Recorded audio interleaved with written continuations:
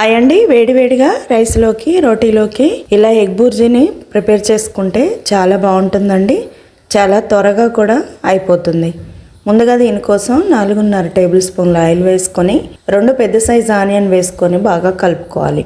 కలుపుకున్న తర్వాత 4 పచ్చిమిర్చిని చిన్న చిన్న ముక్కలుగా కట్ చేసుకొని ఫ్రై చేసుకున్న తర్వాత 1/2 కప్పు స్ప్రింగ్ ఆనియన్, ఒక చిన్న మెంతికూర కట్టను వేసేసి కలుపుకొని ఇప్పుడు 1/2 టీ స్పూన్ అల్లం వెల్లుల్లి పేస్ట్ వేసి 1/2 టీ స్పూన్ పసుపు వేసి బాగా కలుపుకున్న తర్వాత 1/2 టీ స్పూన్ సాల్ట్ వేసి కలుపుకొని ఇప్పుడు ఒక 4 ఎగ్స్ని ఇలా బ్రేక్ చేసి వేసుకోవాలి. వేసుకొని ఒకసారి కలుపుకున్న తర్వాత పూర్తిగా సిమ్లో పెట్టుకొని మూత పెట్టుకొని పూర్తిగా పొడి పొడిగా అయ్యే వరకు కలుపుకోవాలి. కలుపుకున్న తర్వాత 1/2 టీ స్పూన్ కారం, 1/2 టీ స్పూన్ జీరా పౌడర్, 1/2 టీ స్పూన్ ధనియాల పొడి, 1/2 టీ స్పూన్ గరం మసాలా, కొంచెం కొత్తిమీర వేసి రుచికి సరిపడా సాల్ట్ వేసి కలుపుకొని ఫ్రై చేసుకుంటే ఎంతో టేస్టీ అయిన egg bhurji ready. Thank you.